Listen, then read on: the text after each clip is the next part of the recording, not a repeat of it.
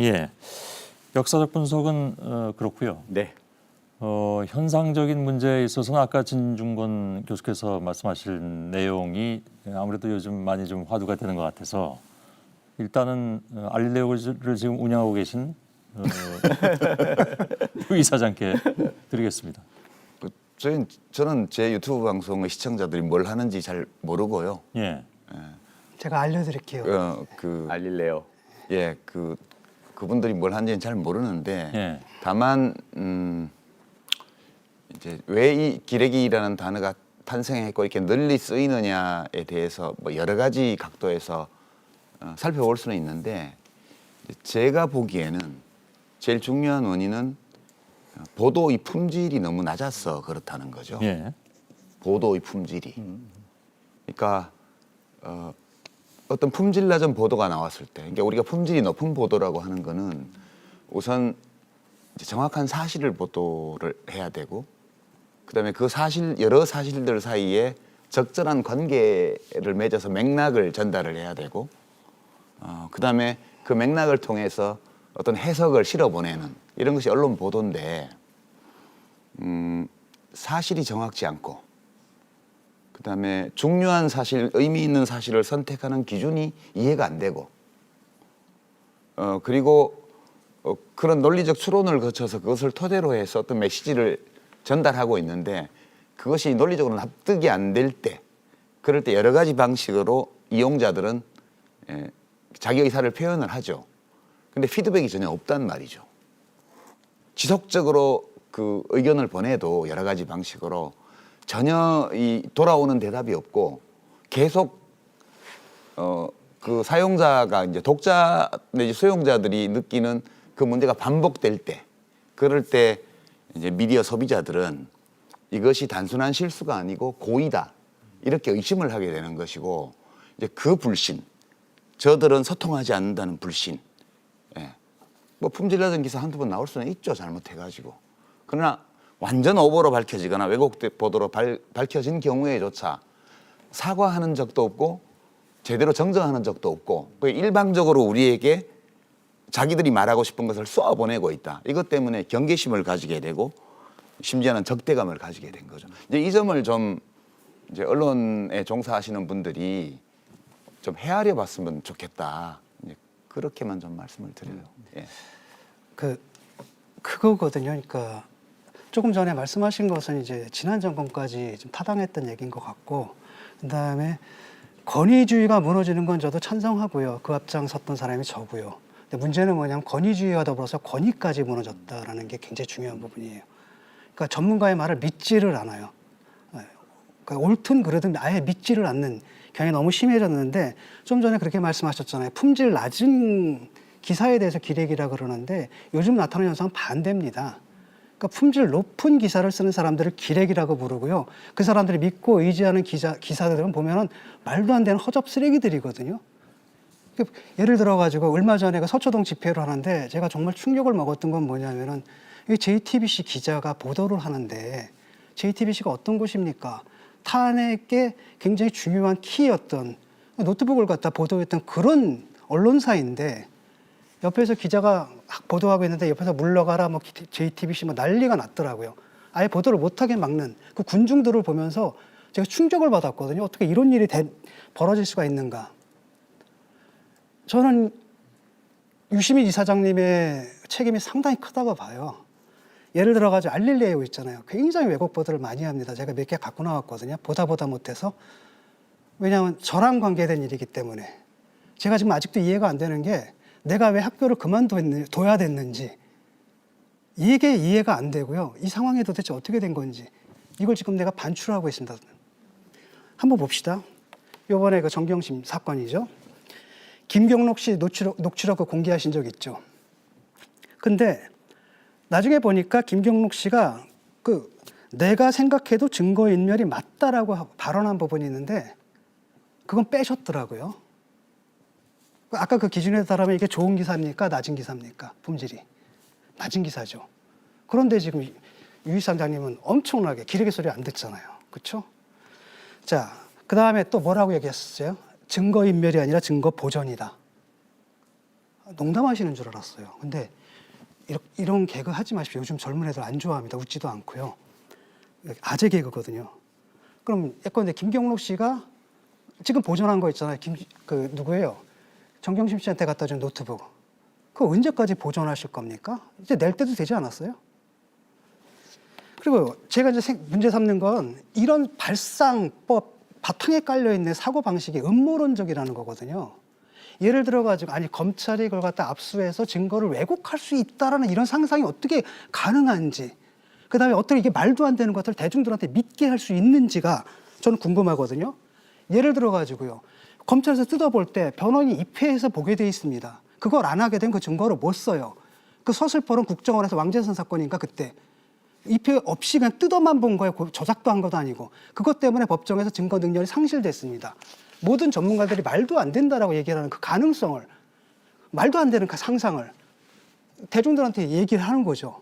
그러니까 일종의 피해 망상인데 문제는 이게 말도 안 되는 이 망상을 갖다 대중들은 그 알릴레오 듣는 그 대중들은 다 사실로 믿고 있다라는 겁니다. 망상을 사실로 알고 있다라는 거예요. 이게 저는 이제 굉장히 위험하다고 보는 게 이게 선동 방법이거든요. 언론이 아니에요. 증거인멸이 아니라 증거보전이다. 말장난이죠. 이게 뭐냐. 대중을 선동하기 위해서는 언어를 혼란시켜라. 누구 말씀인 줄 아세요? 위대하신 스탈린 동지 말입니다. 그리고 자, 유 사장님의 그 망상을 대중들은 현실로 믿고 있죠. 나의 상상이 곧 너희의 세계다. 누구 말씀인 줄 아세요? 위대하신 히틀러 총통 말씀입니다. 제가 지금 굉장히 경고를 하는데 지금 구사하는 언어가요. 전체주의 선동의 언어라는 겁니다. 그리고 그런 선동에 세뇌된 사람들이 멀쩡한 레거시 미디어를 공격하면서 기레기라고 하고 있어요. 아셔야 됩니다. 바로 반론 드리겠습니다. 아니요, 제가 이런 거는 바로 답하면 토론이 엉망될 것 같아서 그럴까요? 옆에서 예. 보는 분들이 좀 말씀하시고 예, 그다음에 제가 하는 게 좋을 것 알겠습니다. 같아요. 예. 정준희 교수께 드릴게요. 김 교수님은 멀쩡한 레거시 미디어라는 표현을 쓰셨는데 뭐 그 멀쩡한 레거시 미디어들의 조국 보도나 여러 가지 보도들이 방금 말씀하신 것 같은 음모론이나 선동에 기초하고 있지 전혀 않다라고 생각을 하시나요? 예를 들어 가지고 어떤 보도가 구체적으로 문제가 되는지 제시를 해주세요. 왜냐하면 내가 입장에서 봤을 때 동양대 보도에 관해서 봤을 때는 여러분들이 비판할 레거시 보도가 대부분 다 맞았고요. 여러분들이 상찬하는 그 좋은 품질 좋은 기사 있죠. 다 왜곡이고 날조입니다. 그렇습니까? 예. 최성해 총장이 처음에 검찰하고 나와서 학자적 양심으로 얘기한 그 내용들을 처음에 초기한 보도한 내용들을 바라보면 최성해 총장에 대한 거의 모든 절대적인 신뢰의 바탕을 둬서 그다음에 한쪽은 완전히 죄를 진 사람으로 만들어 놓고 보도했던데 최성해 총장의 그 말씀들은 다 옳았나요? 그리고 그걸 최성해 보도했던 총장이- 언론들은 다 옳았습니까? 최성해 총장이 얘기한 것 중에 디테일은 틀렸지만은 다 옳았다고 말씀하시죠? 아니죠. 내가 언제 옳았다고 얘기를 했습니까? 전 전반적으로 레거시 미디어는 다 옳았다고 아니 말씀하시죠? 최성해 총장님이 말한 것을 갖다가 레거시 미디어 또는 보도했고요. 여러분들도 마찬가지로 보도를 했을 겁니다. 근데 최성해 총장님이 얘기한 건 바로 뭐냐면 디테일은 틀렸지만 그분이 말한 실체, 표창장에 왜곡됐다라는 것은 사실입니다. 그런데 그쪽에서 뭐라고 얘기했습니까? 디테일을 걸어가지고 왜곡됐다라는 예컨대, 확신은 잠깐만요. 지금은 그거는 판결의 문제로 넘어갔기 판결의 때문에 문제가 아닙니다. 예, 어떻게 확신하시는데요, 그러면? 제가 아닐까요? 예를 들어가지고 표창장에 지금 문제는 뭐냐면 표창장에 기재되어 있는 그 프로그램 자체가 열리지를 않았어요. 열리질 않은 프로그램이 어떻게 봉사활동에 있고 하지도 않은 봉사활동에 어떻게 표창이 있습니까? 아직도 믿고 계세요? 그거를? 아니, 그러니까 전 뭘 때문에 확신하시는지 잘 모르겠는데 검찰보다도 훨씬 더 확실한 아니 증거를 제가 가지고 얘기를 계십니다. 하잖아요. 학교에서 예컨대 그 표창장 보셨죠? 거기 프로그램 나오죠? 그 프로그램이 열린 적이 없어요. 그냥 판결의 문제를 넘어가서 자꾸 얘기하지는 아니, 않으셨으면 판결의 문제가 좋겠고요. 저는 아니라 분명히 학교에서 제가 최성해 총장의 알잖아요. 보도에 대해서 자. 최성해 총장의 발언에 대해서 레거시 미디어가 자, 보도한 양식이 잠깐만요. 제대로 된 모든 것들이 진실이었고 모든 것들이 기레기가 아니었다라고 얘기하시는 그 확신 어디서 나오는지 잘 잠깐만요. 모르겠어요. 조금 전에 그 말씀하신 게 이제 장경옥 교수의 그 증언 뭐 이런 거 가지고 이제 말씀하시는 것 같은데 그 자기가 말한 그 프로그램이 열리지 않았다라는 것은 장경옥 교수도 검찰에서 확인하고 왔습니다. 어떤 알 수 없는 이유에서 얘기하고 있지 않는 것뿐이지. 자, 잠깐 좀 개입을 하자면요. 네. 글쎄요. 그 레가시 미디어라고 해서 다 옳은 걸 보도하진 않죠. 네. 예, 뭐 오보도 있는 것이고, 네. 그에 따라 사과도 해야 되는 것이고, 수정도 해야 되는 것이고, 또 레가시가 아닌 이른바 이제 뉴 미디어라고 해서 또 옳은 걸 다 얘기하는 것도 아니잖아요, 그죠? 네, 그래서 너무 이렇게 이쪽은 다 틀리고 저쪽은 다 맞다 이런 쪽으로는 토론이 진행이 좀 안 됐으면 예. 좋겠는데 나중에 저도 우려하는 게 잠깐만요. 진 교수님이 잠깐만요. 과도 일반화 방식에 아니 대해서 저는 잠깐만요. 우려하거든요. 예. 최성회 총장에 대해서 예컨대 최성회 총장을 여러분들이 왜 그렇게 공격하는지는 나중에 제가 말씀을 드릴게요. 따로. 네. 그래서 저기 전북대학이죠. 강준만 교수님이 지난번 이제 학회에서 연설을 하시는데 이런 얘기를 하시더라고요. 해장국 저널리즘의 시대가 열렸다. 자기에게 속 시원한 얘기만 해주는 언론만 제대로 된 언론이라고 이야기하고 자기와 견해를 달리하는 모든 것은 팩트가 맞든 상관없이 그냥 기레기라고 부른다는 것이죠. 저는 그러한 것들이 오늘날 어쩌면 레거시 미디어에게도 도움이 되지 않고 1인 미디어의 대안적 성격이 강조되는 아주 유용한 특성들이 있는데 그것을 이야기하는 면에서도 좋은 전략은 아닌 것 같습니다. 현재의 상황이라는 게 다들 자기의 정파적 이익에 따라서 이익에 부합되는 것들만 옳은 언론이라고 얘기하는 이런 해장국 저널리즘의 시대 조금 저는 마감했으면 좋겠고요. 예. 레거시 미디어가 갖고 있는 나름대로의 강점과 특성들은 존중해주고 그러한 어떤 조직으로서의 틀 말고 알릴레오야 사실 혼자 하시는 방송이고요. KBS, JTBC와 같은 그런 거대의 뉴스 미디어와 비교할 수는 없으시잖아요. 그렇기 때문에 조금 준비는 덜 돼 있지만 잘못된 엣지, 비판적 부분들 좀 강조해서 얘기하시는 것이니까 저는 그런 면에서는 어느 정도 균형을 갖고 함께 가야지 우리나라 전체의 언론 상황과 사회적 소통이 원활히 될 것이다. 저는 그렇게 봅니다. 예, 근데 그 부분에 있어서 이제 진 교수께서는 자칫 그런 현상 속에서 여론의 왜곡 현상이 일어날 수 있다라는 것을 지적하신 건데, 네. 예, 유 이사장께 드리겠습니다. 이제 오늘 토론이 사실은 우리가 사용하는 미디어가 우리가 보통 언론이라고 부르는 이것을 전통 미디어, 레거시 미디어라고 하든 아니면 올드 미디어, 낡은 미디어라고 하든 우리가 보통 언론이라 그러면 신문, 방송, 잡지까지 포함해서 거기를 얘기를 하는 거죠. 오랫동안 우리가 이제 이용해왔던, 만들고 이용해왔던 예. 그 문제를 다루는 거고요.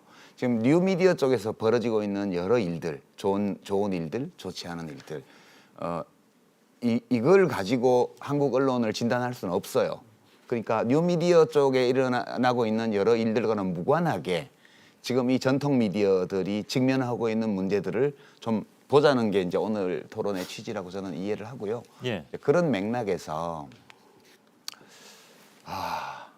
지금 상황은 저는 한국 언론이 뭐 전 세계 언론이 다 마찬가지입니다만 특히나 한국 언론이 일종의 적응의 위기에 봉착해 있다고 생각해요. 적응의 위기요. 특히 지금 환경 변화 때문에 이제 인류에게도 적응의 위기가 지금 와 있는데 이거하고 비슷하게 미디어 기술 환경의 변화로 인해서 또 미디어 사용자들의 생각과 어떤 행동 양식의 변화 때문에 그로 인해서 일어나는 이 미디어 시장의 구조 변화 때문에 이제 큰 틀에서 보면 전통 미디어들 언론이 이제 생존의 위기에 직면해 있는 상황이라고 저는 봐요. 그리고 이제 이런 적응의 문제를 야기한 제일 큰 원인은 기술 변화죠. 이 지금 우리가 이제 목격하고 체험하고 있는 이 정보통신 혁명이라는 거는 좀 비유해서 말하자면 15세기 중반에 구텐베르크가 금속 활자를 발명하고 나서 벌어진 사태와 비슷해요. 그 전까지 양피지나 또는 손으로 또는 비용이 많이 드는 이 나무로 만든 인쇄 이런 걸 하다가 갑자기 저렴한 인쇄 방법이 딱 등장을 하니까 그 전에 극소수 계급이 가지고 있던 지식의 독점 현상이 무너지고 그리고 정보의 전파 속도가 굉장히 빨라지고요. 대중들이 스스로 정보를 생산하고 교환하고 유통하는 시스템이 생겨났어요. 그러면서 그때 이제 어떤 많은 분들이 개탄하기를 요즘은 거짓말이 너무 빨리 퍼져. 그런 개탄도 나오고 했는데 그 금속 활자의 발명이라는 것이 유럽의 사회정치적 문화적 변화를 그 이후에 몇백 년에 걸쳐서 어마어마한 변화를 만들어내는데 지금 우리가 목격하고 있는 이 기술 변화는 그거보다 강도가 훨씬 높은 변화를 지금 몰고 오고 있는 거거든요. 예. 저는 이제 이 미디어 소비자들의 사용자들의 이 기성 언론에 대한 저는 기성 언론이라는 표현을 쓰는데요. 기성 언론에 대한 이 불신 또는 경우에 따라서 적대감, 그다음에 아주 능동적인 어떻게 보면 공격적인 비평 이런 것들이 이런 기술 변화 때문에 생긴 거라고 봐요. 그리고 예전 같으면 그냥 넘어갔던 많은 일들이 지금은 그냥 넘어가지지가 않는 거예요. 그러니까 여기에 대해서 전통 언론이 또 예. 언론인들이 잘 적응해서 대응을 했더라면 이 기레기라는 용어는 탄생하지 않았으리라고 보고요. 예. 이렇게 지금까지처럼 이렇게 계속해서 적응을 거부하고 이렇게 간다면 지금 기레기라는 말로 이렇게 비난하는 사태를 넘어서서 언론 기업의 존재 그 자체를 위협하는 수준까지 갈 수도 있을 것 같다. 그런 이제 총체적인 알겠습니다. 저 인상을 말씀을 드려요. 예. 예. 진